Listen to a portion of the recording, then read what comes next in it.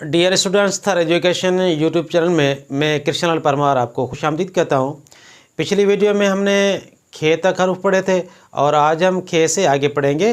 खे से आगे आने वाला हर्फ है गाफ। तो आइए पढ़ते हैं।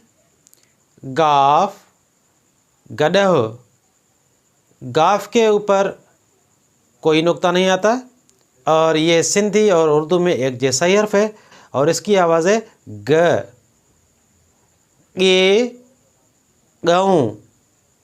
गे के नीचे दो नुक्ते आते हैं और ये हर्फ उर्दू में नहीं है और इसकी आवाज़ यहाँ से खींचना पड़ती है ग। घे, घोड़ो। घे को कोई नुक्ता नहीं आता है और ये सिंधी और उर्दू में एक जैसा ही हर्फ है और इसकी आवाज़ है घ। ङे, सिंह। ङे के ऊपर दो नुक्ते आते हैं और ये हर्फ उर्दू में नहीं है। इसकी आवाज़ नाक से निकलती है ङ, ङ।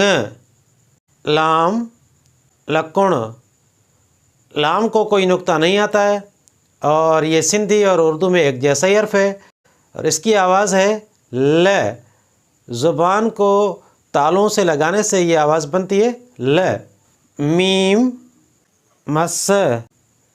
मीम को कोई नुक्ता नहीं आता है और ये सिंधी और उर्दू में एक जैसा ही हर्फ है। इसकी आवाज़ दोनों होंठ मिलाने और नाक से निकालने से ये आवाज़ बनती है म। नून, नथ। नून को एक नुक्ता आता है और ये सिंधी और उर्दू में एक जैसा ही हर्फ है। इसकी आवाज़ नाक से निकलती है न। णोण, वाण। णोण के ऊपर कोई नुक्ता नहीं आता है बल्कि छोटा सा तोए का निशान ऊपर आता है और ये हर्फ उर्दू में नहीं है।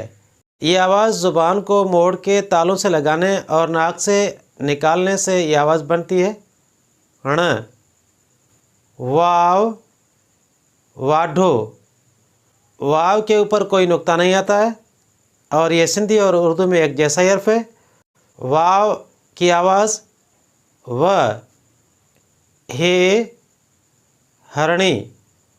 हे को कोई नुक्ता नहीं आता है, इसकी आवाज़ है। हमज़ो, ऐट। हमज़ो को कोई नुक्ता नहीं आता है और ये सिंधी और उर्दू में एक जैसा ही हर्फ है। हमज़ो की आवाज़ है अ। हमज़ो किसी लफ्ज़ के शुरू में नहीं आता। ये, यको। ये सिंधी और उर्दू में एक जैसा ही हर्फ है।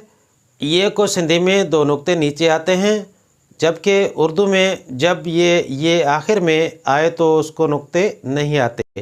ये की आवाज़ है य। सिंधी अल्फ़ाबेट का आखिरी हर्फ है ये। तो ये तक कुल 52 हरूफ हुए। आज की मेरी ये वीडियो आपको कैसी लगी? अगर अच्छी लगी हो तो लाइक, शेयर और कमेंट ज़रूर कीजिएगा और मेरे इस चैनल थर एजुकेशन यूट्यूब को सब्सक्राइब कीजिएगा। शुक्रिया।